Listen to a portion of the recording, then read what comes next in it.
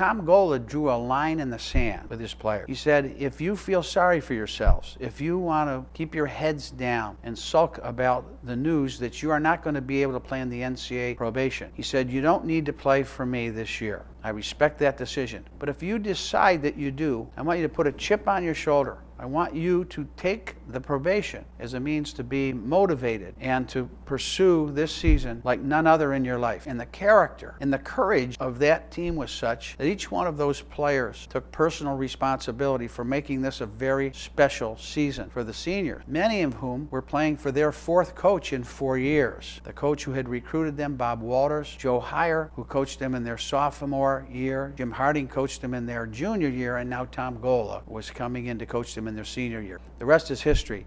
Not only did those players accept that responsibility, but they had the character to take that challenge from Coach Tom Gola and carry it through one of the most magnificent seasons any team in the history of college basketball in Philadelphia ever had. And if we look at the year before, when specifically I was a sophomore playing for Jim Harding, I'm watching all of this unfold, and I think Harding had a lot to do with our success in a specific way, in that we were disciplined like you can't believe with what to do defensively, footwork, the length of practices, and bouncing the ball, passing the ball, defending was what Jim Harding talked about so much. And then all of that discipline and fundamental work in one year, then it led to all this freedom the following year. It really couldn't have worked in reverse. It couldn't have had great freedom and then try to go into the discipline, the fundamental way.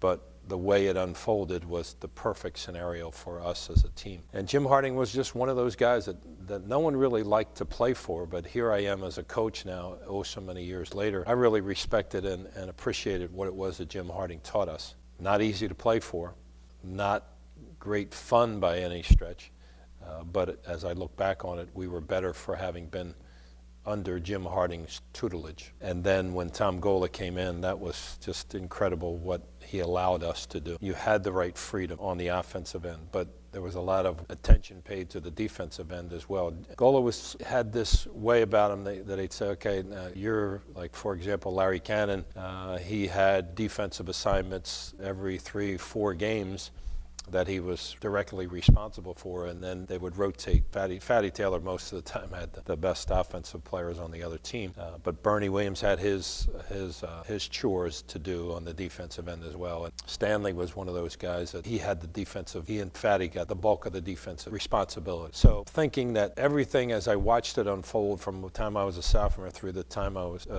at the end of my junior year, when I watched these guys play and do all the things that they did, everything had its order that we had to go through. Gola was unbelievable in things that he allowed us to do on the offensive end. It wasn't like if you took a bad shot, then you were immediately taken out of the game, which would have happened under Jim Harding. It didn't allow for that offensive freedom. But Gola made you pay attention to the defensive end, too. I think it was a really perfect way of coaching. First of all, Tom Gola was a legend, not just to LaSalle, but to college basketball. When John Wooden was putting together his greatest teams that he ever saw, Tom Gola was always on that first five. And I remember having a conversation with John Wooden before he died, and I remember him saying that Tom Gola would always be his small forward. He would always be the greatest small forward that he ever saw. And that was some great players that were at the small forward position, like David Thompson, Bill Bradley from Princeton. And he always loved Tom because Tom could do so much more as a 6'6" player than he'd ever seen of a player that size. So Tom coming back to LaSalle was a national story, and it was right in the nick of time because we were suffering from that terrible probation from the NCAA. So Tom Gola coming in made everything right. It straightened everything out. It made life good again. Happy days are here again. Tom Gola's coming back. And there wasn't a better brand for LaSalle than when Tom Gola went here, and now he's coming back to coach. That Tom Gola was a LaSalle brand, that LaSalle had educated Tom Gola, was a terrific thing for the basketball program in the fall of 1968. And then, of course, the legendary story of how the team played under Tom. It was magic. It was Tom Gola coming in with gold dust. I would say the way I've unfolded as a coach, I've taken a lot of that away from what Gola threw out there for us. Coach Gola, needless to say, was diametrically different, but, you know, when he spoke, everybody listened. And we all knew that he was a common man, you know, who accomplished uncommon feats in the basketball area. All the basketball pundits in Philadelphia, that he was acclaimed to be one of the best, if not the best, basketball players to come out of Philadelphia. But Tom appreciated the kind of defense that Jim taught, but he took this team personally and said to them, you're going to play LaSalle kind of basketball now, challenging their manhood into playing the kind of game he wanted. He relaxed them enough, had them play their own game, so he got the best out of each individually. And in terms of the team play, well, maybe the best team ever out of Philadelphia. So we had guys who had substantial egos, and he was telling them, he said, like, look, you know, we need to subordinate our ego, we need to be selfless, and we need to blend ourselves together as a team. And if we don't do that, we're going to be in disarray. So he came in an untimely and in some circles unfair situation with a scandal, if you will, and sanctions, and he disregarded all that. And I think that he came to LaSalle because he wanted to redeem the school that he loved. At his measure of how to handle what we did, he didn't necessarily roll the ball out, but he had a feel for the DNA of our players, and he presumed that they were mature enough, which they were. All the guys were pretty mature at that time. And he also knew that they wanted to prove themselves, even though we lost the previous year in the first round, that they wanted to exceed those expectations, and he understood that, and we understood that. So I'd have to say that Tom's emergence from fundamental, strict disciplinarian, high-level taskmaster of Jim Harding to a kind of a seamless, pro-style approach, in my view, was Camelot. He was a man who came into the environment as Camelot, although he never saw it that way. He was unpretentious, and he realized that his roots were from, he was a son of a police officer, his roots were from 3rd and Lindley in the city, and I think that was even more of an appealing attraction to him, that he never would one-up you. I mean, he was like a quiet statesman and a dignified statesman, if you will, who was very unassuming, and we really appreciated that.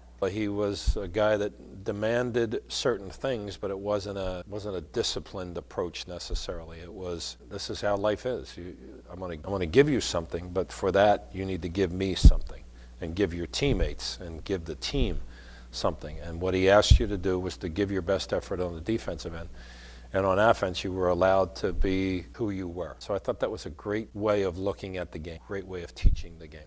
When Tom Gola came, fatherly approach. Of course, they had great respect for Tom Gola for what he accomplished at LaSalle as one of the greatest college basketball players of all time, and from what he did with in the NBA as well. And you know, he wasn't all that far removed from his playing days. Gola could still play, so he could demonstrate personally. Gola had a lot of other responsibilities, so it just wasn't LaSalle in those days. He wasn't on campus all day long. He was doing his other things for the city of Philadelphia at the time. So he needed some help. He needed Kurt Framo, who was very much a part of our coaching staff, and Kurt did a lot of the day-to-day operational things. And when Gola couldn't be there, Kurt took over. And Kurt wasn't a whole lot older than we were when he was teaching us, so it was not easy for him, but I thought he handled it with great class and dignity. He knew what buttons to push. Kurt was very, very good for us. Along with Kurt, we had Lefty Irvin, we had Eddie Altieri, we had Gene McDonald, who was our baseball coach, but would be around often. We were well taken care of, even when Tom Gola couldn't be there.